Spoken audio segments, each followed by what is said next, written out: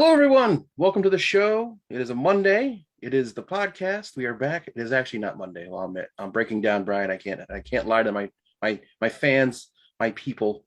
It is Friday. We're recording this show on Friday, the day after Spiderman. No Way Home Spiderman last night. Yeah. We couldn't wait till Monday to record the show because we didn't want to forget anything because we're old and we forget things. But we saw Spider-Man. We'll talk about that. I watched Hawkeye. Brian still hasn't seen it yet because he's terrible at watching shows on time. Because he had one other thing to watch this week, so it threw off his whole week. It's a Friday show for me, so today would be the day I would be watching it. Yeah. But I already know the spoiler. We can talk about it. I mean, it was kind of hard not to see it. It was everywhere. Yeah. But yeah, so we'll talk that, and we'll have a non-spoiler first part review of Spider-Man No Way Home, and then we're going to dive deep into Spider-Man No Way Home. So, how you doing, Brian? How has your week been since we recorded on Tuesday? So, how has the past 3 days been for you? Then I saw you yesterday. So, how was your Wednesday? Easy. I got this for you. Wednesday, we watched the final 3 episodes of Succession. Wow. Oh man, the show is amazing. Highly recommend it to anybody. It was they always end it in a wow moment, and they delivered. And we and Allison have not stopped talking about it or thinking about it all week long. It is an amazing show. If anybody's out there who hasn't started watching it, I highly recommend it. It's a great show. It's got some good. It's got a good balance of comedy, drama. The acting will just blow you away. The acting's phenomenal, and it's just a great story. And then yesterday we saw Spider-Man, which was an amazing experience, which we'll get into. Mark, how was your 2 days or your 1 or 2 days? Well, I actually finished watching Mythic Quest. I finished the 2nd season. Oh my God. I will say it was one of those shows where once I started watching it, I couldn't stop watching it. I had to see. I know. And it's you're gonna be it's the 2nd season's good. That's all I'll tell you. Well, I'm in the last episode I watched was this week. I watch like one a week because I just don't want it to end. The episode when they actually give you the backstory of CW. And it's played by Big Head from Silicon Valley. Well, his nickname was Big Head on the show. Gotcha. I don't know the actor's name, but he did a great job. That was a great episode. It was a great episode. I like the one-offs they've done. So I'm getting close to the end of season 2. Yeah, you're not far. It's like I think 4 episodes away from the end of the season. Season 3 will be happening in 2022 at some point. Yeah. But yeah, I love it a lot. It's like I'm so happy I have Apple TV just for that show. It's the one show I watch on there. I will get into other things eventually, but yeah. So finished that and then started Doom Patrol season 3. How's that? I like Doom Patrol better than I like any of the other DC shows. I like the quirkiness of Doom Patrol. I mean, I thought about it last night after I watched the first 3 episodes of the season. Well, the day before I started watching the season, but I got up to episode 3 last night. And I was like, why do I like all the DC shows? I used to be into all of them. And the new one, Titans, I'm kind of into. But I'm like, why is this this isn't like a huge group of characters, but it's I think it's just a quirkiness. And the acting is awesome. Brendan Fraser is fantastic. Matthew something Brahm, I think is his name, plays one of the characters. He's really good. So I heard good things. I'm intrigued by it to check it out. Yeah, so I like the supernaturally parts of it, and there's more thought into their characters. It seems like they really delve into the psyche of the characters and everything, and I like that. So yeah. No, I would suggest Doom Patrol if anyone hasn't. It's on the HBO Max, so yeah, I gotta check it out. And it's an HBO Max exclusive now, right? Yes. Yeah. And I think Doom Patrol always has been. Right. Titans initially was on TV, and then they moved to HBO Max. That's what I thought. I thought the first season was on TV, and then it switched over. Yeah, Doom Patrol was always, and then they did do I think they air them on like TNT or something, like after they've already aired on HBO Max. Right. It's one of those things. Yeah. So that's why you're up late last night. No, I was up late last night because I came home from watching Spider-Man, and Claire had watched the Sex and the City movie. And after you told me what happens in the Sex and the City movie, it really affected her. So she was all emotional. So I had to like help her out. And then I didn't have anyone to I didn't get to tell her all this stuff about Spider-Man. So I just had all this Spider-Man excitement inside me and I couldn't do anything with it. So I ended up just watching a bunch of TV shows and trying to chill out. And by the time I got came back down from my movie high, it was like 3 o'clock in the morning, and I'm like, oh crap. Jesus. I mean, I went to bed by 11, but when I got home, Allison was trying to go to sleep, but I was like, oh, it's so good. Oh my God. Oh my God. And same thing. Claire was like, just like, go to bed. I'll talk to you about this right now. I'm very distraught about this movie I just watched. I'm like, then why do you watch these things if they're going to make you so sad? For people, I mean, I'm sure our audience doesn't really care about Sex and the City. So Mr. Big has a heart attack and dies after riding his Peloton for 45 minutes. And the reason I know that because of the news, the Peloton stocks plummeted after that episode after the movie aired, because people on social media were saying how they wanted to get rid of their Peloton because they were afraid they were going to have heart attacks and die. It's like I said, it's like a TV show. Why are you getting so emotional about TV show? I know. So he's like, you get emotional about your movies, and I don't want to hear it. It's so true, though. I mean, we did. I mean, we did. So Peloton came back and made a commercial with the actor that plays Mr. Big, and it was tongue in cheek. He's sitting with a woman, and she goes, "Man, you look pretty good." And he goes, "Yeah, I'm feeling great," or something. And it's like, Peloton, we're not going to kill you. But anyway, it's a humorous story. It just shows you like the power of media and then social media and the stocks, how that gets in the news cycle. I mean, don't forget that show on NBC that everybody cries about. This Is Us. This Is Us. There's a crockpot killer or something. The crockpot killed some guy, and the crockpot caught on fire and it burned a house down. Then the crockpot stock went down. Yeah, that like the people were going after the crockpot maker, or I don't know. But anyway, people are weird. I don't know. It's like, it's a TV show. It's a movie. You can be sad and angry, but don't go on social media and start attacking people. It's so silly. Damn you, Peloton and crockpots, killing our characters. Man, oh man. So crazy how no one gets so sad for like when guns kill people on shows and like dislike the guns. But they'll worry about crockpots and Peloton. You make a good point, Mark. You make a good point. I agree with that. Man, I hate it when, I got so distraught and never played with guns again after so-and-so killed my favorite so-and-so character on that so-and-so show. You never hear that. Oh, man. Yeah. So, Mark, I have to... Thursday. Now, weeks ago, I said to you, I might have to be covering a concert.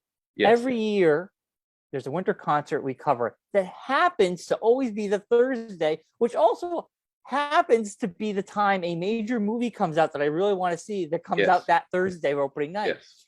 And generally, what happens is we go to a later showing, 9:30, 10 o'clock. Yes. And now that I'm getting older, I don't want to go to a late showing. I want to go to a 6 o'clock showing because movies have now started at 3, 4, 5 o'clock now on a Thursday, which is great. Yeah. They've learned you make more money that way instead of just originally back in the day was midnight. Remember, we had to go to a midnight showing on Thursday. Speaking of which, before you get deep into your story here, talking of midnight showings, did you see my post yesterday that 5 years ago yesterday? Yeah, I saw. We saw Rogue One. I know. Which I was like, that was 5 years ago. Yeah, I know. Like it was a lot longer than 5 years ago. Well, I think COVID made everything feel a lot longer. But yeah, so that was like one of our midnights because we were at Denny's afterwards. So yeah, I mean that, like, so anywho, yeah, it is crazy how time goes by quick. Anywho, so they, because of COVID, they were like, we're doing 2 showings of the concert. Great, we're gonna do Monday. Awesome. I have Thursday night off. I get out, blah blah blah. But then people want to use the studio. It becomes this long drawn out thing. They come at 3:30, then it's like almost 4, and I'm like, I just want to get out of here. So by the time I get out, I rush home. I get your cat box for your cat, and then I rush back. It's like I didn't have a moment to breathe. And I'm like, of course, of all days, this day. Anyway, we made it to the movie in time. I have not seen the Enfield Theater that packed probably since like Rise of Skywalker or Endgame. Endgame would be the one when I first remembered. Like, that is not all Christmas shopping. I've been there. No, that was for Target. I thought that when we first got there, but then on the way out, they were all like, all those kids were going to see Spider-Man. Yeah, Spider-Man. It was at 6 theaters. Yeah, it was running every hour. Yeah, staggered like every 20 minutes. It felt like. Yeah, so like it was awesome. Sorry, I'm having cat wanting attention moments. Jumping up on me now. Get up. It was. Let's get into the experience of Spider-Man. Getting into a theater, packed house. Luckily, our friend John. Well, not luckily. Our friend John got sick. Our friend Hutzel is getting COVID tests, so we had 2 empty seats. Yeah, so we had some space. We would have been packed in there. It would have been like sardines. Yeah. We had space there. I haven't seen a movie. Yeah, I haven't been into a theater this packed since Rise of Skywalker, because that was the last big movie prior to shutdown. So we're just past Hawkeye. Or are we just not talking Hawkeye? I mean, I haven't seen it. I mean, yeah, let's talk about Hawkeye when we get to that point. We can kind of tie it in, because honestly, we could, once Hawkeye finishes, we'll come back. Our first show in January, we'll talk about Hawkeye, the whole series. Yeah, it's only got 1 episode left, so it does. Yeah. So anyway, like, it was pretty cool, and I missed our friend John and Jeremy because I felt like having Hutzel there would have been. Oh man, having Hutzel there would have blasted the experience to the nth degree. Yeah, an IMAX Hutzel is what it would have been. Yeah, but anyway, it was kind of nice not have John. I will say the one thing about not having John there is I didn't have everything like mansplained to me afterwards, which was nice. Because he would have been like, this character, this thing was from this book and this issue of this series that was written by this guy. Cool, John. Cool. Well, he wants to inform you. I know. Here, small Easter egg. This is not a spoiler for Spider-Man. This is a cool Easter egg that the director pulled off. Now, this is the first, the director, little known fact, he's the first director to do a whole trilogy in the MCU, which has not been done yet. He's really the first time to do. He's like, I would not like it's the side MCU. It's not full MCU. But no, he is part of the MCU. There's no side MCU. They're part of that universe. Sony universe. It doesn't matter. It doesn't matter. Spider-Verse. Small cool Easter egg he pulled off. He had the Death Star in the first movie, like A New Hope. Yeah. It gets destroyed, like A New Hope. Then in the second movie, you do not see the Death Star, just like Empire Strikes Back. You don't see the Death Star. And then in the last movie, it's sort of being rebuilt, just like Return of the Jedi. And then it gets smashed again, just like Return of the Jedi. I thought that was a cool. And then you see the Emperor little Lego figure at the end. I thought that was so cool. That was like a cool little Star Wars Easter egg put throughout all 3 films. Kudos to the director. Like, I think he did a fantastic job, and I kind of hope either they get him back to do the next trilogy, or they get someone else and they allow that person to do all 3 movies, because I think that works out when you have one vision behind the trilogy. Because we know what happens when you don't do that. But anyway, the trailers were awesome. We had to suffer through 30 minutes of bullshit. Yes, as always. I mean, I did get to see the new Matrix trailer, which made me even more excited for the movie. Yeah. I don't know. See, I do want to see Spider-Man again with Hutzel and John when they feel better. Yeah. But I want to limit my theater experience only because with the spikes happening. Omicron. It was Transformers Omicron, starring John Cena. I had popcorn. I ate it. I put my mask right on afterwards. I feel like my next theater visit, I'm not going to get food at all, and I'll wear a mask the whole time. Well, I think like the trick to it, which I mean, we haven't like that's the first time we've been to a movie since The Return, where it's been like that packed. I mean, I think after everyone's seen it this weekend, I think you'll get back to like it being not as. Dude, I'm telling you, this movie is going to be a juggernaut. I understand that, but I'm saying I think you can find a place to watch it where it's not going to be as packed as. Like I said, I personally, I'm going to not. If I go again, I'm just going to wear a mask the whole time. I'll eat afterwards or before because it's not worth it. I love that experience though. I love hearing people yell and scream and be part of the movie. That's my favorite thing. And it makes the movie just even better, the whole experience. It makes you I missed the theater. Every time I went to the theater, that's the one part I was missing every time we went. Like I enjoyed the movies, but I was just like, there's nobody here. I could have watched this at home. Yeah. But that was well worth it. That was worth the admission alone.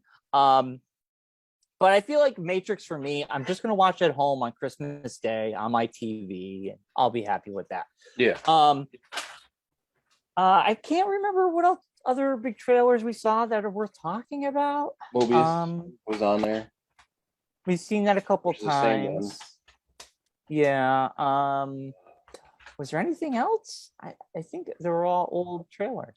Oh, that Channing Tatum movie, which is basically just made for women. It's like a women movie. Oh, with the dog? Channing Tatum and a dog. What are you doing over there, Mark? Eating the cat treats. She's flipping out, so.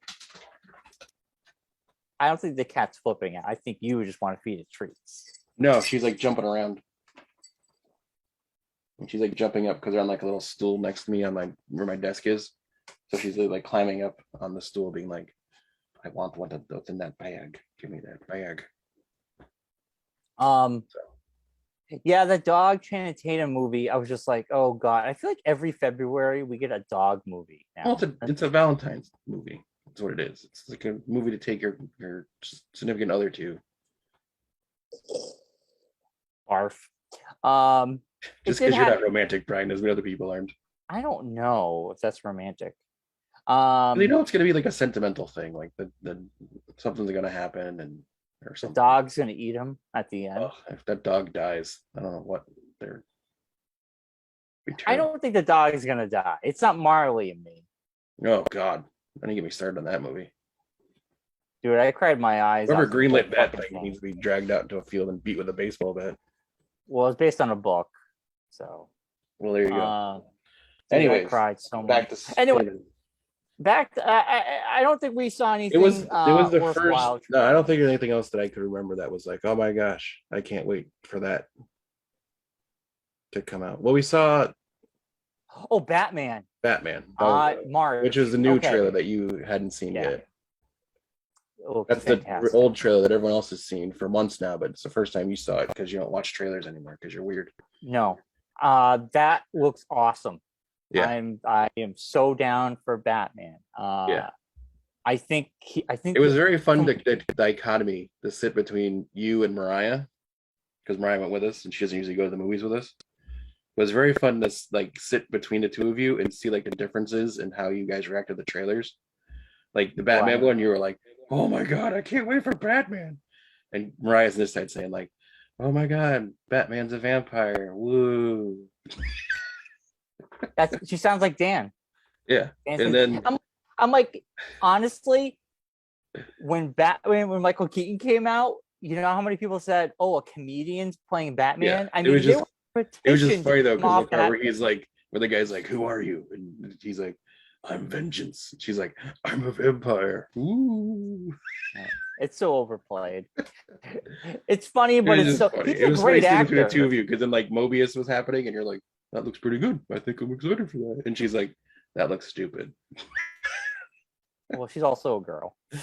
Yeah, and then like the dog trailer, she was like, "Oh my gosh, that's amazing," and you're like, This "Meh." is stupid. This is It was dumb. just fun. It was a fun experience to sit between the two of you. And then I hear Dan making his comments too. So Oh, see, that's what it is. Yeah. yeah, it's fun. Yeah. I gotta say, this Anyway, is the first. I will say, for my part of the experience, part of it, this was the first movie I think since, I don't know. Probably, I keep not thinking about Endgame. I keep going back to Force Awakens. It was like the first movie that I was like this excited, like all day. I was just like, right. out of my stomach was like, oh my god, I can't wait to see this movie. What's gonna happen? Yeah. Who's gonna appear? How's this all gonna I totally work agree. out? Yeah. And like Endgame, I was like, well, I figure something's gonna happen. People are gonna come back. It's gonna be a thing. I was excited for it, but this one, it was like a visceral, like Christmas starts today, because before this, it was all just Spider-Man. Like, it was even on my calendar written like Spider-Man this day. Yeah. There's okay, we know you're going to Spider-Man. I'm like, I agree with you, Mark, on that. I'm counting the days down. I have Advent, like Claire bought an Advent calendar. I'm like, I'm actually counting down the days to Spider-Man, not to Christmas. Yeah. I mean, Christmas is whatever. It was Spider-Man. I was if there was a Spider-Man Advent calendar this year, that would have been a selling thing right there. 16 days of Spider-Man. So I totally agree with that, Mark, because when Force Awakens got announced, I was beside myself for that whole year. And then when that day, I was just like, we're waiting for you. It was me, Rocky, and Hustle at my house. Yeah. And I'm like, come on, Mark, come on. Like you're taking forever. And I was like, let's go. And I felt that way on Thursday when I was just like, let's get this show done. I want to get out of here. I want to go. Like, I felt like I have to Spider-Man. I had a staff meeting yesterday at like 3:30. And I was like, this meeting's taking forever. I don't care about whatever you're talking about. I have to go see Spider-Man. Yeah. I don't want to be here. Yeah. Everyone's like, what are you up to today? I'm like, I'm going to see Spider-Man. So speed this along so I can get going. Yeah. I agree with you, though. I haven't had this much anticipation for a movie since Force Awakens. I did post on Facebook this morning that this definitely goes in my top moments that I will always remember. I said that last night when I posted on Facebook. I'm like, this is probably one of my top 3, if not, well, definitely top 5, but maybe top 3 movie experiences of all time. Yeah, I mean, I have like a top 5-ish, but like I have like moments. I remember the first time seeing Jurassic Park. I remember the Independence Day president's speech. Everybody cheered in the theater. I was like, that was the first time people cheered in the theater in front of me, and I was just like, this is weird, but it feels good. And then like seeing episode 1, seeing Force Awakens, Endgame, but it's weird. I kind of compare the way they introduced people was very reminiscent of when we saw Doctor Who, the 50th anniversary movie. Yes, you mentioned that, and then I was like, that's a great correlation.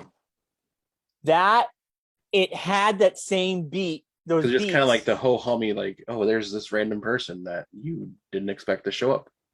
It wasn't just like, we'll get into it later on, like the deep stuff, but it wasn't even just like the major things, but just like regular random people. It's like, oh, hey, here's so and so, or here's that thing that we're thinking about. Just like appeared. I was like, oh, okay, it's normal happening. It's not like a big deal. It's just, I haven't heard screams and yelling since when we saw Doctor Who 50th anniversary, when Matt Smith showed up. Yes. It was like being at a boy band concert. Ah! And then when Dave Tennant shows up, and the War Doctor, even Peter Capaldi's eyes, because he hadn't been the Doctor yet, Yeah. People lost their shit about that because that was the first appearance Yeah. of him being the Doctor. And it was like, it really reminded me of that experience. I'm so happy we saw that in the theater because it was awesome. Yeah. But okay, enough about the experience. I think we should we should talk about the movie as a whole. We should talk about do everything. our non-spoiler review real quick. Okay. So we can, This so is not, we're not. Don't say anything deep, like movie stuff. What was your general thoughts on the film, and what was your rating?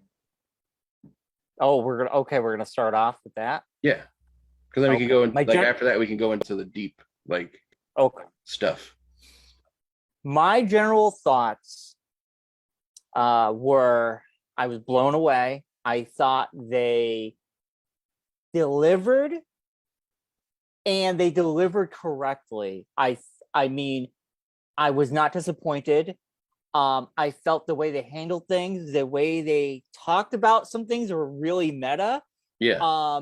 But they did it in a way that are things that people talked about. It was sort of like they took things that people have been talking about for years online or whatever, brought it into the movie, but they brought it in a way that was good, and it didn't feel forced, and it felt natural. Yeah. And it didn't feel contrived. Nothing felt contrived. Everything felt like a natural progression for all the characters, especially Peter Parker. His progression in this one was really heavy. And I think the conclusion felt very satisfying, but felt kind of depressed. I felt the experience itself with the movie, I was on a high I haven't been on since The Force Awakens. Probably exceeded The Force Awakens. But I felt, so for me, the whole thing, I thought the acting was surprisingly phenomenal by everybody. It was, the emotional beats really hit hard. Yeah. Even, and I'm not knocking Ghostbusters Afterlife, but I can only compare it to that movie for one reason. They had an emotional beat. I felt really nothing. I know you felt something, and that's cool. But for me, it felt flat. It was just kind of like, okay. But this one, for some reason, just hit me way harder. So for me personally, the emotional impact was there. It was a roller coaster. So for me, it's a 10. It's a 10. It's a 10 beyond. I feel like it's the best Marvel movie of the year. I think it's the best movie experience I've had since Endgame. And I have nothing negative to say, but love. I have a couple negative things to say, but I'll save it for when we get into the deep review. Okay. For me, I'm sure I've nitpicks. Nitpicks. No, mine's like a couple major things, but that's whatever. I to me, this was a love letter to Spider-Man as a character as a whole, not just this version of Spider-Man, just like the story wise. I'm saying it was the whole thing was basically a love letter to the character. It was really well done, put together that way. There are some small things that I was ho-hum about. I enjoyed it, like you said, the experience. You basically covered everything I would have said. The experience and the people in the theater with us watching it, and just like reacting not only to what's on the screen, but also what the people were saying. And I really want to see it again, because there was the parts when people made a lot of noise that I missed things people said on the screen because there was so much screaming going on. Like you, the thing with the Doctor Who was a very, like, when you said it at the movie theater, I was like, that's exactly what I was trying to think of a way to explain it. That's like the perfect thing. It was just the way that they portrayed the characters. It was very well done. And like the people that we saw in the trailer, Alfred Molina is fantastic as Doc Ock, and the other characters from the trailer that we saw, everyone was great. It was a great movie. I also am going to give it a 10 out of 10. I think it rockets up to top 3 Marvel movies of all time. Like I think it's right up there with, like you said, Endgame. I think Iron Man, the original Iron Man, like it's in that pantheon of like best Marvel movies. Yeah. But yeah, so I was all about it. I think I will even say if you hadn't seen the other Spider-Man movies, you could still see this one. You don't have to have seen the other 2. I mean, a little bit, you need to know a couple little things, but not like, you don't have to go deep into the lore of Spider-Man. Like you can just go in this and enjoy it and see all the stuff that's going on. You'd appreciate, if you've seen the other ones, you'd appreciate it a little bit more. And I feel like most people have. If you feel like you need to see No Way Home, the Homecoming, was Homecoming the second Homecoming one? Yeah. All Far From you have Home was the second one. Yeah, all you need to know is his identity was spilled out, and people think he killed Mysterio. And that's it. And there's small little things that are dropped in that hint at other Marvel Universe stuff. Yeah. But yeah, so. Yeah. So right, ready to get into this? Yeah, we're getting into spoilers now. All right, we're getting into spoilers. So if you haven't seen it yet, stop. This is where you stop.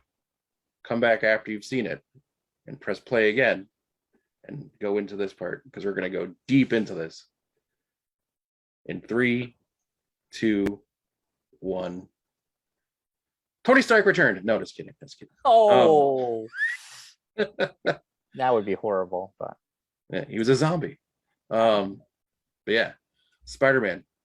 Let's start off in the beginning. No Way Home. I mean, let's start like a regular Spider-Man movie, just like a regular like Far From Home. But it starts literally kind of like it picks up right where the last right where the last last one left off. Yeah, so like I said, which we don't normally see. Like a normal, like no time has passed really. It's just no time. Yeah, we're literally at that part where they land. He lands on the pole, and the announcement happens that he is Spider-Man. And he goes right down the ground, picks up MJ, who he just dropped off when he like at the end of the second movie, and it just goes right into it, and you're off and running. It's really like nonstop, which is crazy, like you said. But it's So I'm gonna paint the picture, because we're gonna go into something big to happen. Yeah. So basically, Spider-Man, the identity's been revealed. He has to go into hiding. Everybody's going after him. Either they're against him or they're with him. Mysterio is dead. They want to blame him. He's a killer or whatever.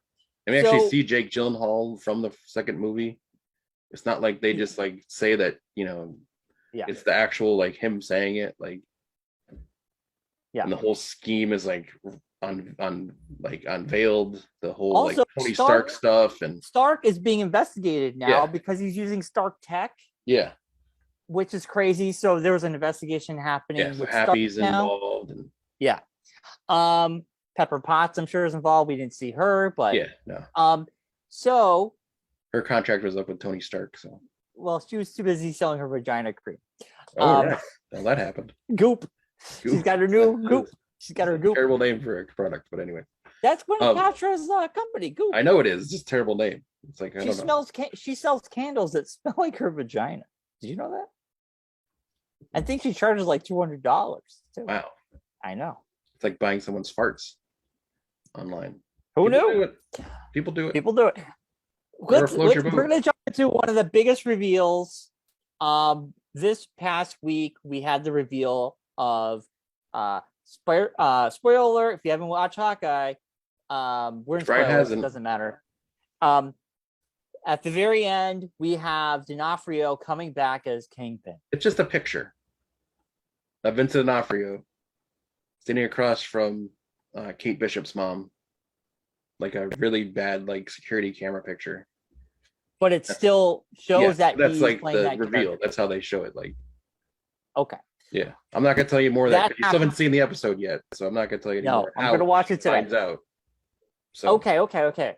So anyway, we did predict last week that if Charlie Cox would have been in this episode, they would kind of give us Kingpin, because in that D'Onofrio was in Hawkeye, Right. then there was a probably good chance that you're going to see Charlie Cox and Spider-Man, which Brian has And been that anti about for the past 4 or 5 years now.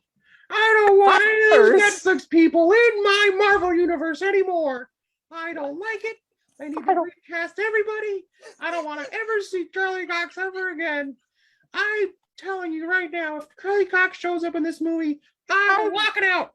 I'm done. I'm done. I don't. Just recast everybody. Go out and find new people to play the new Daredevil because it's the third time we're trying this. I'm not going through it anymore. I'm done. And John, you know what? If Charlie Cox shows up in Spider-Man, I'm gonna give you a lap dance, sir. That's been Brian for the past 2 years. That's all we've heard for the past 2 years. Anytime anyone mentions Charlie Cox's name, even if I just mention I work at Cox and how work at Cox has been going, Brian's like, Charlie Cox is not going to be my Daredevil. Not my Daredevil. All right, Brian, we get it. You know, you don't like Charlie Cox for some reason. You have some deep-seated hatred for Charlie Cox that you do not want him as Daredevil. I think he's a good Daredevil. I think it was a good show. I have no attachment to those characters at all. Like, I did watch the Daredevil seasons 1 and 2. I enjoyed it. I did watch Jessica Jones 1 and 2. 1 was good. I never watched anything beyond that. 1 was good because David Tennant was in it. Yes, we established the whole show. So season 2 was boring as fuck. Yeah. Anyway, I'm not attached to these characters like you guys are because you guys watched it all. I didn't. I'm not even attached to them. It's just, to me, it just makes no sense to recast the roles if you already have people that are perfectly good at playing them. Mark, I agree. Bring them in. I agree with you. I'm not disagree. Listen, it happened. He's there. It was a great scene. It was one of the few times I've been in the movie theater with Brian where I've actually turned to him as the scene was happening and was like, so? So, Brian, tell us your thoughts on this right now. I want to see your reaction. No. You know what happened, though? Everybody lost their shit. Everyone lost their shit, except I looked at Brian, and all I see is just Brian just shaking his head like... I shook my head, and I go... It got really low, and I thought I was gonna get beat up because I go boo like that. I thought I was gonna get killed. I thought people were gonna beat the shit out of me. Listen, you know he is. I love the fact that they kind of just like ho hummed it too. It was just like, oh yeah, he's the lawyer that they hired to defend. But he was barely in it. He was in it. That's all he needed to be in for. That's. They did the cool thing where someone throws a brick through the window and he catches grabs it. And he's like, well, you know, I'm a good lawyer. Because I'm a really good lawyer. Listen, okay, you're bringing in the best out of that stuff. Yeah. Great. I mean, if you're going to bring in anybody, you're going to bring in Kingpin and Daredevil. Yeah, I mean, they're the two best of all the group. If you're going to bring anybody in, those are the two that are the best ones. Who's the kid that played that crappy show? Iron Fist. Don't bring in Iron Fist. No, there's no need to bring in those characters. But if you're going to bring in, I mean, you do one thing that this does is it makes those shows canon. Right. So that way you don't have to go back and do the whole Daredevil storyline. You don't have to go. I agree with that. I agree and do all that stuff. Right. You're kind of like, you know, there's already like a deep lore already there and established. Why remake it again? Yeah. It's going to cost us more money to remake it. Just drag these two people into the story. Yeah. And then all those other things we can just say they happened and we don't have to go into it again. In a practical standpoint, I do agree with you. Yeah. In my personal opinion, I would have loved to see new people. Just like I would have loved to see new people tackle these characters, but you're all about new hirings, Brian. That's what you are. If anyone's ever gonna ask me about anything about you, you love hiring new people to do things. You don't want to deal with the old folks. Like out with the old, in with the new. I want a new young Daredevil. Find me some kid fresh off the Disney Channel. Yes. In a red suit. Right. Wear red glasses. Right. And have him already gone to law school. And yes. Make him my Daredevil. Yes. Anyway, I'm happy it was there. It was a great moment. People lost. That was the first time everybody lost their shit. That was the first moment of everyone losing their shit. Oh, it just got better and better. There were so many people. There were so many times people lost their shit during this movie. Oh my God. It's like I almost like was watching it as I watched the movie. I'm like, God, I wish I could have recorded just the audience reaction, Yes. but not the movie, but just like had like a camera pointing towards the audience as the movie was When happening. they do that for horror movie trailers, they should be doing that. They for should be this doing that for movie. this movie because that'd be the way to sell it. Be like, go and freak out and watch Spider-Man. Yeah, people whoa! Go with your friends and watch them have a heart attack, and after they've read a Peloton to watch Spider-Man. It was. I felt like I just did a Peloton for 2.5 hours. Yeah. I don't need to use a Peloton. I did that. Yeah, exactly. But no, that was the first one. But it was just, they did a great job with that. And then like they did a really awesome job of like furthering the main Marvel story here and there, which was great, without like making a big thing into the movie. Like when he's arrested and he's in the jail and they're like doing interviews with everybody. And they ask him, like, he's like, I was with Nick Fury. Go ask Nick Fury. He was there. He'll tell you. And like, Nick Fury's been off planet for a year. And he's like, what? Because he was a Skrull. Because he was a Skrull. He didn't know that. So he's like, what? Yeah. So that's interesting. Yeah. And so now we know Nick Fury's still in space. Yes. Or orbiting the planet, whatever he's doing. But then we also know that the other trailer we saw, I just remembered because they said space. You don't deter. Sorry, Sonic 2. That was the other one. You're deterring our review for Sonic 2? It just popped in my head. Who cares? It doesn't look that bad. I'm actually not angry at it. I saw the first Idris one. Elba as Knuckles isn't a bad choice. I saw the first one on bootleg. I'll watch the second one on bootleg too. I don't. Anyway, let's not deter Spider-Man for Sonic. Sorry, because you mentioned space, and there was a part where he comes back from space. I know. So. Okay, so anyway, that happened. Peter Parker is like, okay, I need to find. He has an idea that potentially he can go to Doctor Strange and ask him to put a spell. Well, that would. He has the bad thing because they're in the donut shop, and it's Halloween time, and they're like, take down the Halloween decorations, and he looks up and sees a witch light string. And Mariah actually turned to me and made the thing that I was thinking. She's like, how do you correlate Doctor Strange with witches? Like, how does it make you think of Doctor Strange? Like, wouldn't that make you think of, I don't know, Scarlet Witch maybe?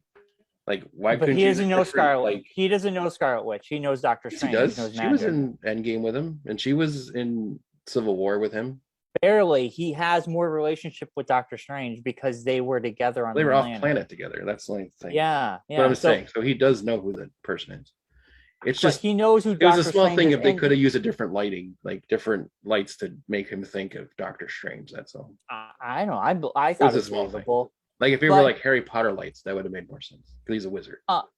Yeah, but I mean, he wants to go, and we found out that Doctor Strange is demoted.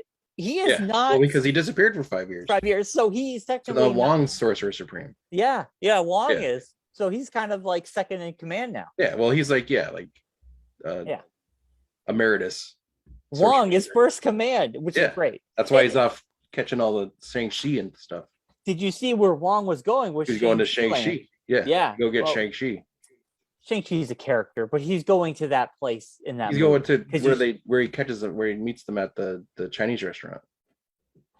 Well, in the background, you can see the place. Yeah, that where he goes to the thing in Shang-Chi to get to that land where the people. Right.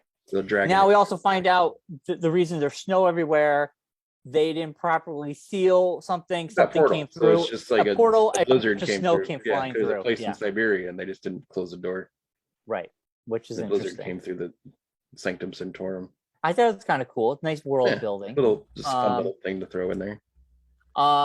So come to find out, Doctor Strange, he really felt bad for him, and he's like, "Well, I can make a spell." And that was the first thing where they and someone said it behind me, like, that's a whole different scene than it was in the trailer. Yeah.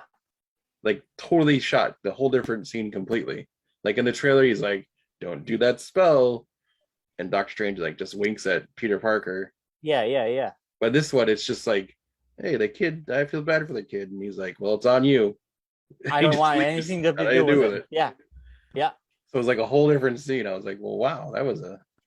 Now, in the comic books, That's exactly what happens. Peter Yeah. Parker screws up the spell when his identity is revealed. Yeah. So they took that from the comic book pretty much. That's exactly what happened. Yeah. But it's interesting because he won't shut up because he's like panicking. He's like, no, but I want certain people to remember who I am. Yeah. I can't just go all of a sudden blank. Yeah. And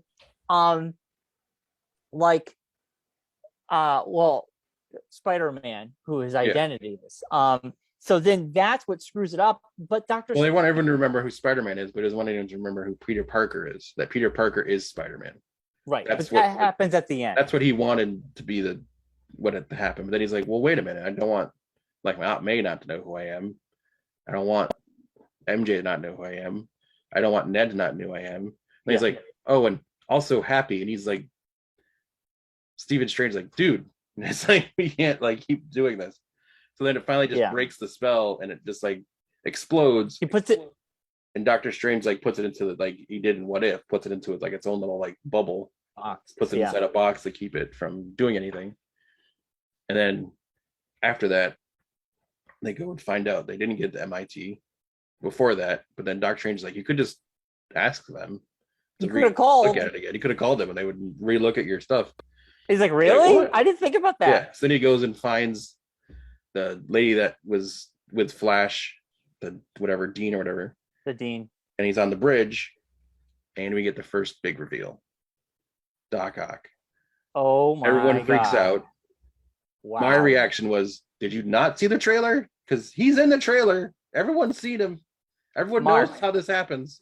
Not every, but still it's exciting. And I guess, but I was kind of like, well, that's like one that I don't need to get that excited about. I mean, I knew that was coming. It was still awesome. Yeah. It was so freaking awesome. The de-aging on these people was really fantastic. Yeah.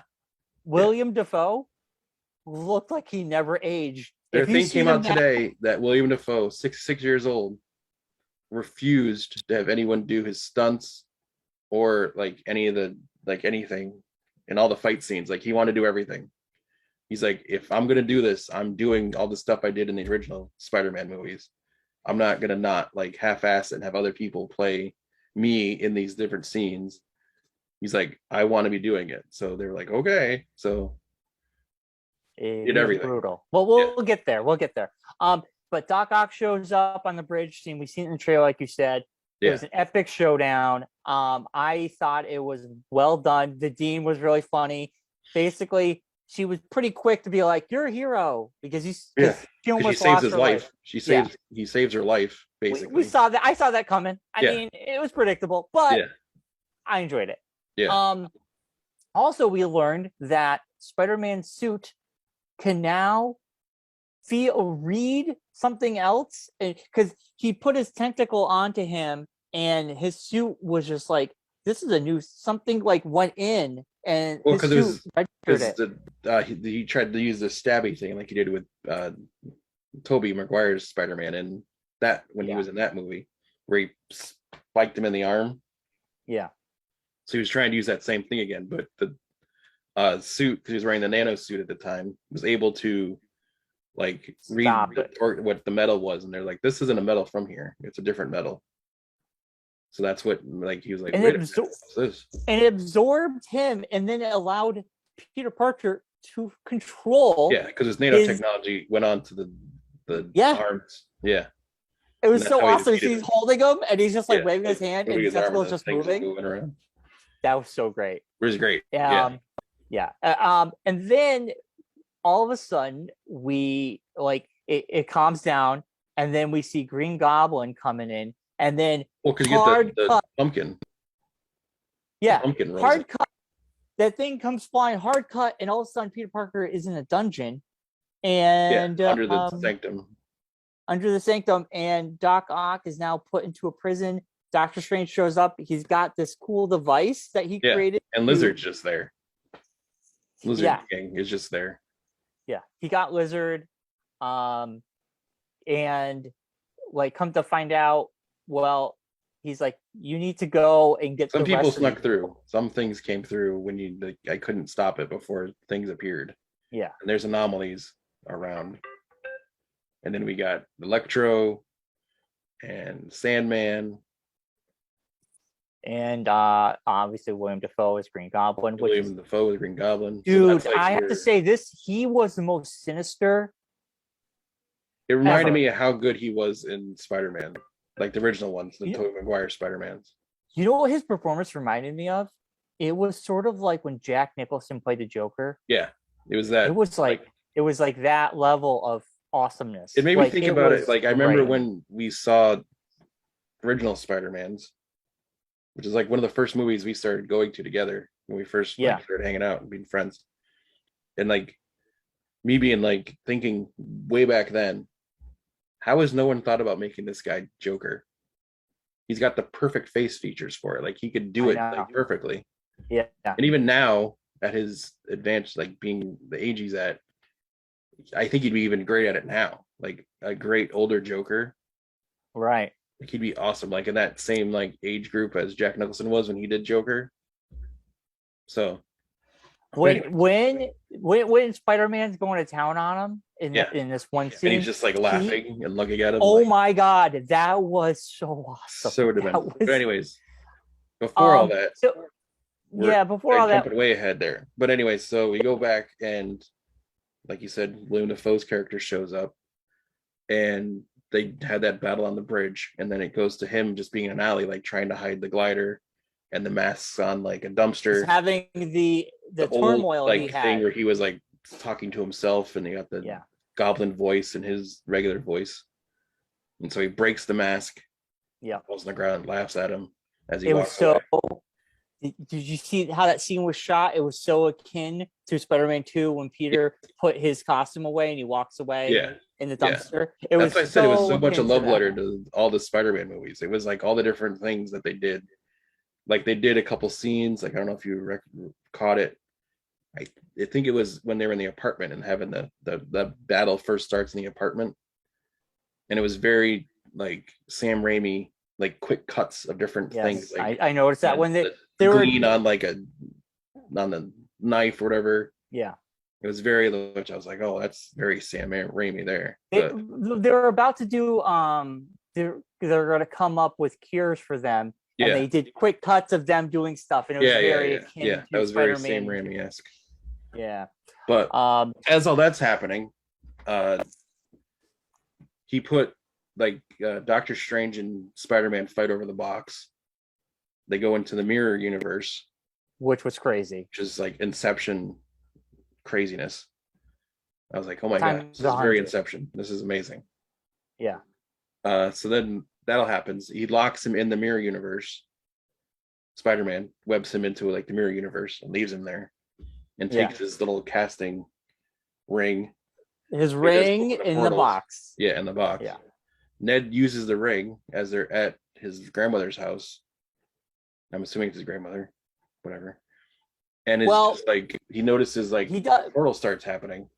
But hold on. You skipped out a very important part before that even happens. Peter, the reason he trapped Doctor Strange is because he wanted to Doctor Strange wanted to just send everyone back and watch them die because they all Peter die. Was like, can we allow them to live? Can we figure out a way to make it so they don't have to all die? And he wants to be like Aunt May has taught him to help people, and he wants to help people. So he takes all these villains back to his apartment hideout, which is Happy's place. Happy's place, yeah. And like he is actually having like he creates a thing to help Doc Ock get rid of control the arms. The arms controlling him. But which was how Doc Ock basically became about, was because he had like an inhibitor chip to inhibit the technology from like taking over his brain. Right. And then so that guy gets shocked and he like loses it and goes nuts and becomes Doc Ock. So basically just like replace that chip back. Yeah. So and then he was like, I want to fix all you guys. Yeah. And then some of them are not having it. Some of them are like, I'm bad. That's how I am. Yeah. Well, Jamie Foxx's character like sees the arc reactor because there's an arc reactor that's running the from Stark fabricator. Yeah. He's like, oh, that's like a lot of power. I want power. Yeah. And of course, Sandman's just like, I want to go back to my daughter. He's still Yeah. as terrible of a character as he was in the Spider-Man 3.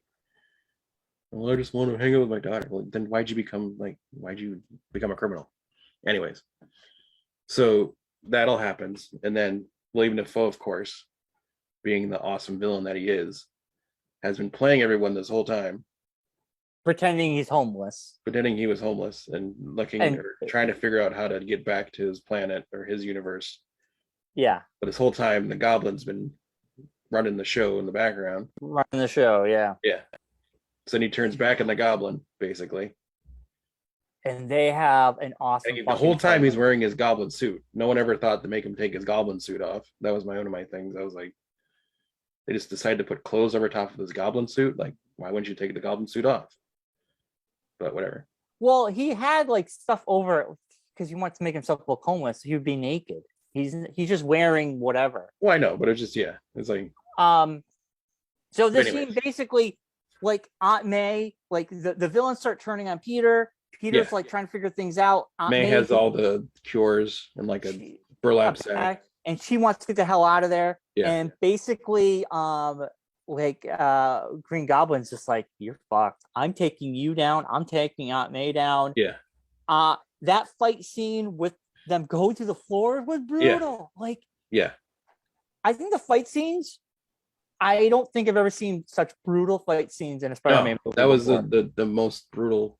Like, Green Goblin's really just amped up because of the serum or whatever. He's not like super powered, like really super powered. He just has a glider and is insane, basically. Yeah. But like that whole thing where them going down floors and floors and floors and floors was very Suicide Squad-esque from that battle where they went down all the different floors to the very ground level. But this was like whole thing with some thing that bodies into it. It was great. With, Aunt May. So Aunt May gets hit by the glider. People lost their shit. On the other hand, was like, thank God. Why? Let's get rid of this lady. She is the worst Aunt May, in my opinion. Are you kidding me? I was not emotionally attached to it whatsoever. You cried. I did not. I saw you did. I only cried because of the emotionalness of the scene, but it was like the longest drawn out death of any person in a Marvel movie ever. It was so, oh my God. I mean, the thing is, she gets hit by the glider. She goes rocketing across the room. She's just a random lady. Bleeding. She's not anything. Yeah. And then she gets up afterwards and goes over to him and checks on him. And they get up and they have like a whole like drawn out conversation. Mark. Where they force her to get to the point where she says, with great power comes great responsibility. And whoever says that dies.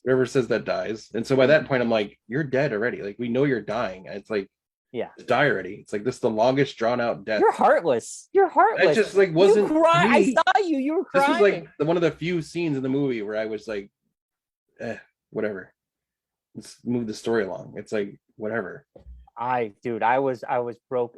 The whole audience, I can hear some kids crying and behind me. Yeah, I don't know. I think it was more of just the longness of her death scene. Mark, I hate to break it to you though. There are incidents. I think Aunt May's death in the original Tobey Maguire was the best Aunt May death. I don't think she died. She does. Green Goblin comes in, blows up her hospital room. No. Then she dies from like after that. She dies in the original ones. No, she doesn't. She don't die, I don't think. I rewatched them. I don't think Aunt May dies in those at all. It's Uncle Ben.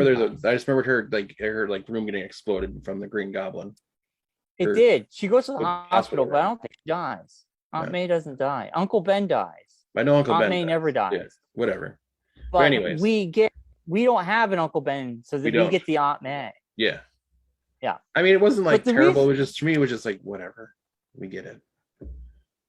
Well, anyway, the reason that scene works so well. Poignant as other, like when Uncle Ben dies in the Tobey Maguire movie. That's like heart wrenching. Because he has to go and tell like his aunt that her husband's dead. For me, that was like terrible. This one, I don't know. The whole like Hotsy Aunt May sleeping around with all the different people and dating happy. She didn't sleep. She was dating Happy. Well, being That like was a hottie and like Tony Stark giving her the side eye, and I don't know. I wasn't as like whatever. I wasn't as into this. Like, so you're shaming her for being good looking. Way to go. No, I just wasn't like a fan of her as Aunt May. I wasn't a fan of it. Shaming She should have her been for being recast. It should have been Jessica Jones playing her or somebody. I Jessica don't know. Jones. It was just, for me, it just wasn't Okay. hashtag not my Aunt May. All right.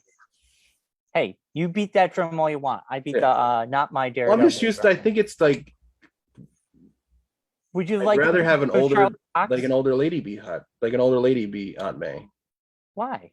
I don't know. It's just, for me, it was like in the original Tobey Maguire ones, like that age Aunt May to me makes more sense than just like a random, like not a random, but like aunts don't have to be old. I know. It was just, I don't know. I think aunts would be the age of your mother, because if they were sisters, they would generally be around the same age. That was just, I don't know. I just wasn't, I'm not a fan. Do you think the moment you're an aunt, you just turn old and gray? You're just like, I'm an aunt. I just wasn't. I don't know if it's just her as an actress or whatever. I'm just not a huge Marissa Tomei person. I'm like not as. Okay. It was whatever. All right. Nothing bad about it. I just wasn't a huge fan of it. Let's not dwell on this. Let's move on. Nobody cares. Yeah. So okay. Anyways, that happens. And then they cut to. Yes. Then we go to that shot, which is another thing. And J. Jonah Jameson survives this whole explosion of all these things going on. He was outside. Yeah. Which gave me a very much, I don't know about you, but I like flashed really quickly because I had just seen Die Hard, like not long, like a couple weeks ago, again, like the billionth time. And it made me think of the reporter from Die Hard. Like, I think every like schmarmy news person in movies is basically based off that guy from Die Hard and Ghostbusters, because he was the pencil dick in Ghostbusters. Right. That actor. So I was like, that's just reminded me of that. But J.K. Simmons, greatest J. Jonah Jameson ever. I'm so happy they brought him over from the Tobey Maguire universe, because he's just great at it. He's a great smarmy news guy. Yeah, and he's very akin to Alex Jones. He has he's selling like a product. He's selling like a. I think it was a rib on that. Yeah, it was a rib on that kind of thing, like Daily Bugle vitamins. Vitamin, whatever. Yeah, it was very InfoWars vitamins. Yes, InfoWars was basically that. He's like doing it in like his apartment, just a screen. But then he actually becomes. Then he gets like an actual TV show because of his hate of Spider-Man. Like he gets on like regular. Yeah, big shows budget. Like one thing can launch you into nothing. Yeah, pretty much. But then they go to Ned and MJ are hanging out at his grandma's house, and Ned does a little hand movement like, where's Peter? And like there's a hand. I want to find Peter. Yeah. Little portal appears. Like at first it's just sparks, and they're like, what'd you do there? And like, try it again. So he's like, where's Peter? And he's like, oh, it gets a little bigger. And then they do like the where's Peter? And like a huge portal appears, and there's a Spider-Man standing off at a distance. Alley. Yeah. In an alley by a dumpster, just hanging out. And he looks. And MJ's like, Peter. And he like turns around, and everyone starts like being like, oh boy. Oh boy. It's happening. What's going on? What's happening? So Spider-Man walks through, and it's not MCU Spider-Man. You can tell by the costume who the Spider-Man is. He takes off his mask, and it's Andrew effing Garfield. Yeah, it was pretty awesome. And that place exploded. Yeah. I've never been in a movie theater, I would say, since Endgame, where we got the On Your Left with Falcon saying it to Captain America, that I've been in a theater where the crowd erupted that much. Yeah. And that wasn't even the biggest eruption of it just got thing. bigger, yeah. Which is even more amazing to me, because right after that, they talk to him, they do a little thing with Andrew Garfield, they joke around with him, make him crawl across the ceiling. Yeah. Clean a cobweb off the corner of the. Prove that he's Spider-Man. So then he's like, well, this isn't our Peter. let's try to find our Peter. Let's try this Oh! again. If we can do it once, it should work again. Then everyone's like, oh boy, oh man, what's gonna happen now? Who else is coming? We all know who it's gonna be, but Well, we all hoped it would be, but who knows who it could be. So then he's like, where's Peter again? Does the whole thing. Another portal opens up just on a random street, and Tobey Maguire just walks right in. oh my No costume God. on, just Yeah. Tobey Maguire as Peter Parker just wanders in. The audience lost their shit. Yeah, not de-aged at all, just normal now time Tobey Maguire. Because in that universe, he'd still be Spider-Man, and he would have aged. He would have time. So that makes sense. Yeah. Everybody lost their shit. Everyone lost their shit. You know, honestly, I'm so happy I rewatched the Tobey Maguire Spider. Like, it was so great to see him as Spider-Man again. I was beside myself when it came to him being Spider-Man. Andrew Garfield, it was okay, but Tobey Maguire, I was just like. But maybe with this, like the thing with the movie, we went full circle, Mark. We went full circle. Was that like it was great to see Tobey Maguire again as Spider-Man and watch him be Spider-Man again. Yeah. For me, Andrew Garfield is to Spider-Man as Hayden Christensen is going to be to Star Wars. I think having Andrew Garfield in this movie was like a way to be like, we know you were done wrong. We know you were harmed by this character. We want to make it good for you. We want you to be loved by the universe again for being Spider-Man. Your contribution to the lore of the character was irreparably damaged by a bad movie, and we apologize for that. So come back, we'll make it better. We'll bring you redemption. Give you the redemption thing. Yeah, which I think is what Star Wars is doing for Hayden Christensen. He's going to be in Obi-Wan. He's going to be in the Ahsoka Tano show. It's, hey, we know you were hurt by episode 3.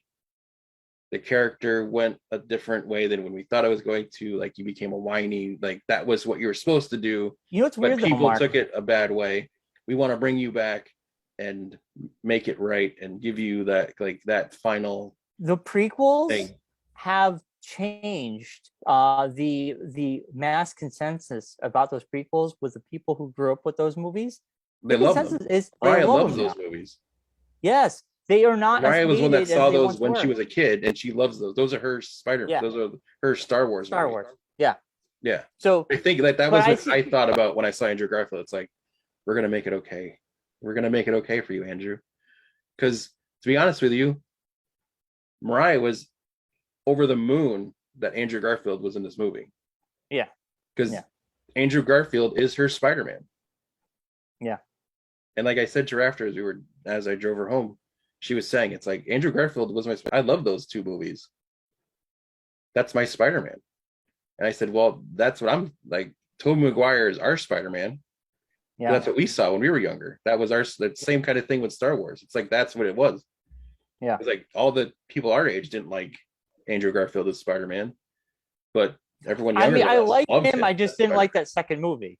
That second movie just wasn't that good. Yeah. I don't blame him. I blame the writing. Yes. The director. No, exactly. You know? Yeah. But so that was like, but then that started off the freight train of awesomeness that was the rest of this movie after that point. Right. It was, I don't want to break down every little minute conversation they had, but the conversations they had with each other were a lot of fun. It was a little bit meta, and they talked about things we all talked about. But the one Easter egg I would like to speak of, there is a scene where Tobey Maguire, he's like stretching my back, and he goes like back. He's like, I gotta type back. Well, I gotta type back too, because it's like the swinging, it like hurts your back from the pulling. Well, and they're like talking about it. You want to know why? What happened? That's kind of like an inside joke. Because he hurt his back doing Spider-Man. No, well, he hurt his back before doing Spider-Man 3. That's right. Yeah. I think it was on Seabiscuit. Yeah, he fell off a horse and hurt his back.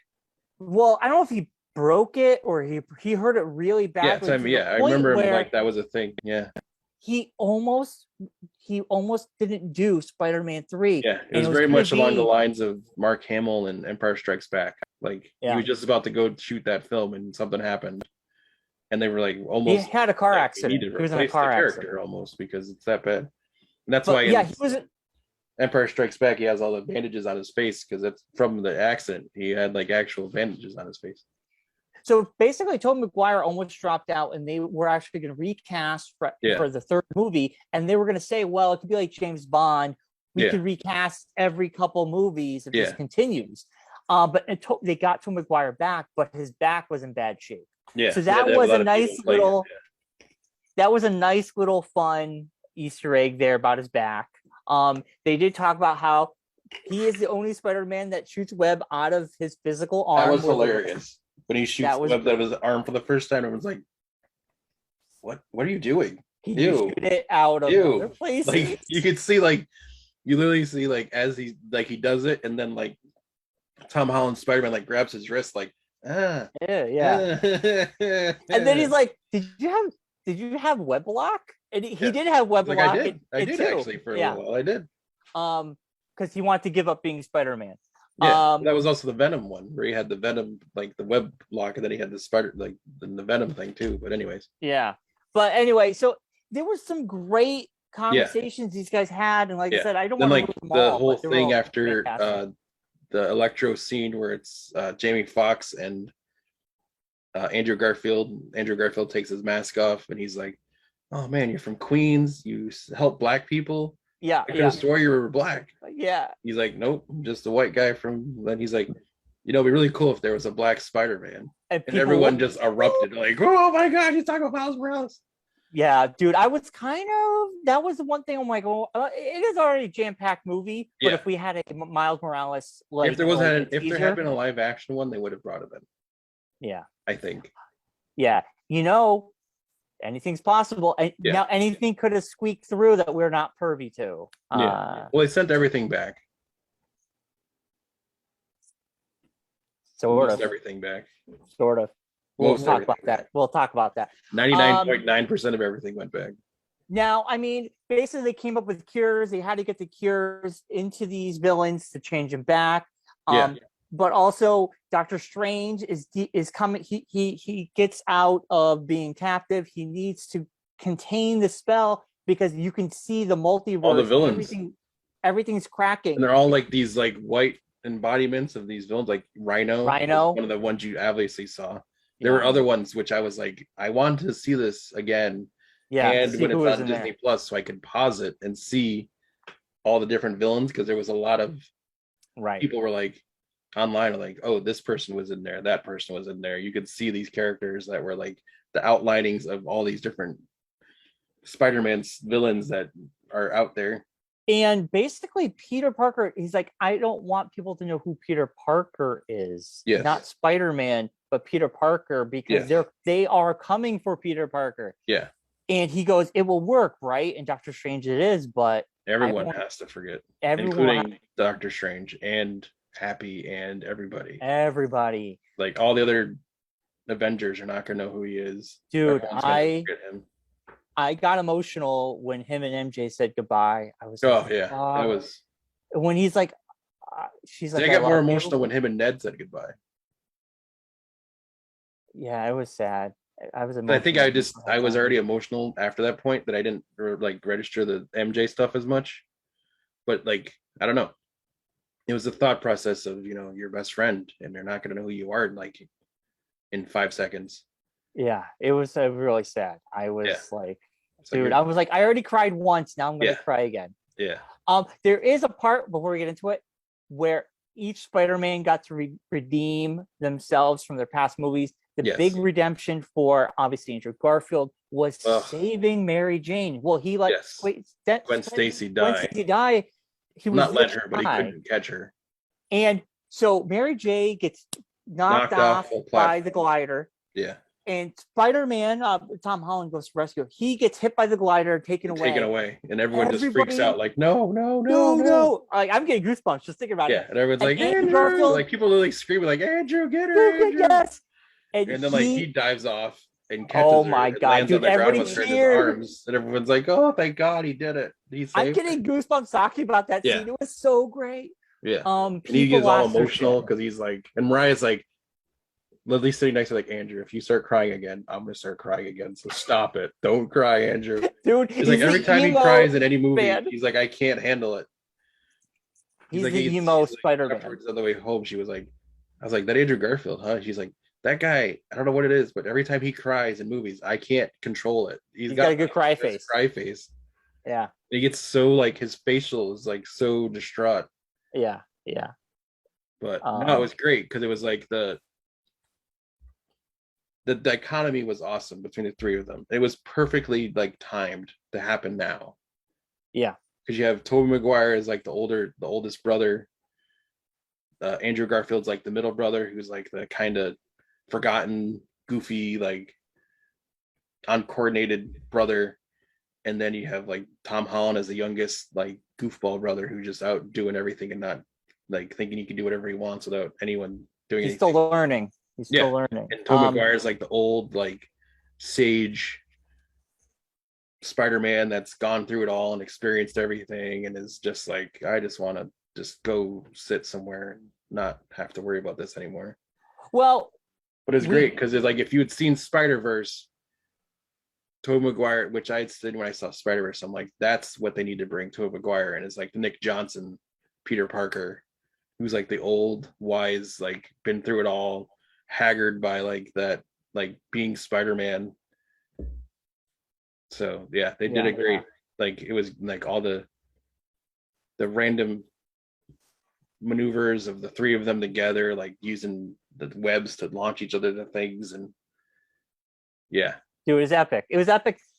The ending, William Dafoe shows up. They have like Tom Holland's Peter Parker is really upset that Aunt May died, and he wants vengeance. Kicks his tuchus. Dude, that battle scene between the two of them was phenomenal. And he was going to, he has the glider. He's going to stab him with it. He's going to pierce him with it. And Tobey Maguire shows up, and Tobey told him in the beginning, he goes, it's not going to make you feel any better. It's not going to make you feel better. Yeah. So he stops him, but after stopping, he gets stabbed. Because I'm like sitting there, like watching this, like Tobey, like your back's to Green Goblin right now, and you're just Green like Goblin humming it. Shit. Like, you not think he's not going to stab you? Yeah. It's like you don't turn your back on a Green Goblin. Yeah. And then like he gets stabbed, and like, good, that's what you get for turning your back on Green Goblin. Well, we all thought, like everyone's like, no. Like people really thought Tobey was going to die. Oh. It didn't happen, but no, it was just stabbed in the back. It wasn't like, I heard kids behind me when Tom Holland's Spider-Man's just kicking the living shit out of Green Goblin. They're like, kill him. Like people were pissed too. You felt it because they did such a good job of killing Aunt May, and it was such a guttural response from the crowd when that happened. It was just like, you wanted vengeance. You were right there with Peter, feeling what he felt, and you wanted the Green Goblin dead. Well, everyone else I was not so much. I was like, whatever. Yeah, you're not so much. Yeah. Anyway, so the spell happens. We're gonna go right to the end here, where basically nobody knows who Peter Parker is, including Happy. He goes to visit the grave of Aunt May. Happy shows up, and he goes, "How'd you know her?" Yeah, and it's just like, what? That was all kind of like gut punches after gut punches. He goes to the coffee shop where MJ works. MJ there, and Ned's just, but MJ and Ned don't even know each other because they do. They know each other. No, they go to school because they talked about MIT and engineering. Yeah, but MIT engineers. But they're not friends. They were only friends. Well, they're just they're just like acquaintances. Acquaintances. That's what I'm thinking of. Thank you. Yes, but they're not not as close as they were with when Peter was there. Peter was the linchpin that brought those two together. So Peter basically says goodbye to them in his own. And it's like amazing to me, and I don't know if it was just because how it was shot, time wise, and how things were shot, but the scene before with Tom Holland and MJ and him saying goodbye to her, and then him coming into the coffee shop, like he looked like a completely different person. Like he looked older, like he had like seen some shit at that point. Like when he comes in to the coffee shop, you could just see it in his face. Like he's like older than when he was this a few minutes ago. Because it's just Well, it's like, only a his couple character is, months like, because it was well, no, but Christmas you could tell time.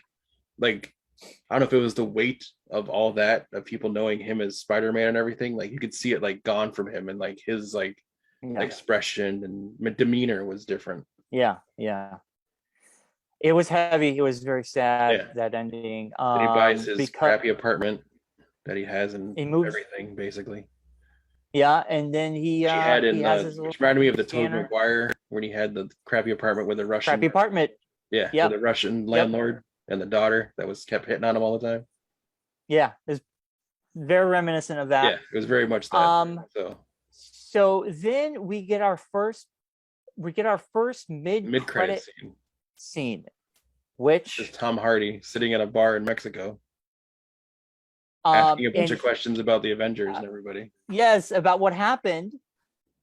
And he's like, "Oh, I think I should go to New York and check this out." And then and then the Venom's telling him Yeah. you should go to New York.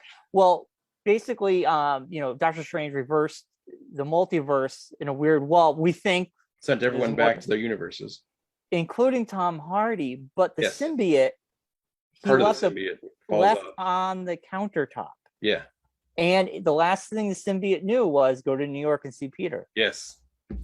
Or find Peter and figure out what's going on. That's going to be the new trilogy. Yeah. Which they already announced. Yes. So then on which top of that, which is like the awesome payoff though, because you get like that character in the MCU, but then he's like pulled right back out again, so they don't have to like deal with that. Like you don't have to like explain how he's like that whole thing. So you'll never see them together on the screen together as those characters, but they can still do the Venom storyline in its own little world and not have to worry about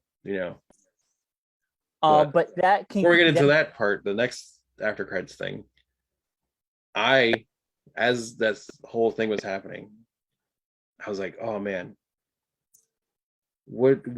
how cool would it be to see, like, not even like a full-blown movie, but maybe like something that shows like Tobey Maguire going back.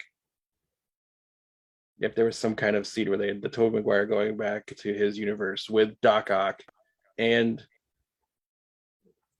Osborn, and they're both cured now, and they're not villains anymore. Yeah. I mean, I think that's a fun thing to imagine. It would be kind of cool if they did a comic book. That's what I'm thinking, something that had that, like, what's popular. I mean, Batman 89 and Superman 89. If they did a Spider-Man 1990, well, the movie didn't come out in 78, but it would be like Spider-Man, Superman, like the first one. No, Spider-Man. If they did, what I'm saying, but Superman 78, not Superman. Oh yeah, but if they did a Spider-Man, Spider-Man Maguire 2000 or whatever it was. Oh my god! I mean, that's what Marvel needs to do. Yeah, I would buy that book. Give me Andrew Garfield Spider-Man. Give me Tobey Maguire. Like a 6-issue arc, just like what they're doing with DC. Just a quick little like wrap up what happens to them when they go back. Be fantastic. Yeah, it's a win-win. Marvel, come on. Yeah. So then we go into the final credit scene. We haven't seen a trailer drop like this. Nothing. We haven't seen anything since maybe. No, if I'm not mistaken, didn't we see at the end of Captain America 1? Didn't we get something that I know it was the one right before Avengers. We got Avengers trailer or something. It was right at the end of whatever movie was before Avengers. I can't remember which one it was. And then we got the Avengers trailer. Yeah, like basically Avengers trailer, like right after that. Right. Yeah, yeah. So and so will return in the Avengers. Yeah. But we got some extended scenes with. You pretty much got a whole trailer. Doctor Strange meets up with Scarlet Witch, which you called that Scarlet Witch would show up, and she did at the very end. Yeah. And he basically, when he goes back after doing everything, the Sanatorium is all freaking out. Everything's gone. Everything's gone up Schitt's Creek. And he has to fight the dark version of Doctor Strange, Yes. which we saw in What If. Doctor Strange. Ooh, Or a version my of What If God. Doctor Strange. Yeah. This looks really good. Really good. And this made me get to the thought process after, as we watched it, and after we got after we left, after I dropped Mariah off, because I drove home by myself, and I was just with my thoughts all the way home, and I'm thinking to myself, I'm like, are they gonna go Dark Avengers? No, I think Dark Doctor Strange. I don't think they're going to go Dark Avengers. But they could be setting themselves up for Dark Avengers, because you already have Scarlet Witch, Doctor Strange. I mean, who else is you could easily bring Constantine in. Well, Blade's coming. Blade. So there you go. Constantine's not announced. Blade's announced though. Yeah. And also we know who's Jon Snow playing. Black Knight. Black Knight. So I think when you say the term dark, there are darker characters coming, in the sense of a little bit Moon Knight. There are darker characters coming. Yeah. That are a little bit more in the darker, the underbelly of Marvel, not the shiny, happy, bright color Marvel, Yeah. Yeah, trailer was great. It was just like hit after hit. That mid-credit was perfect, and that trailer at the end drop was so awesome. This was a roller coaster of emotions, this whole movie. Mark, what are you doing? I was looking at who's in the Dark Avengers. You either froze, or I don't know what's going on. No, I was looking at who was in the Dark Avengers. Who's in it? I don't think I was using the right thing. Because I don't think he was the Dark Avengers. It was Dark Avengers was Osborn. It was like villains.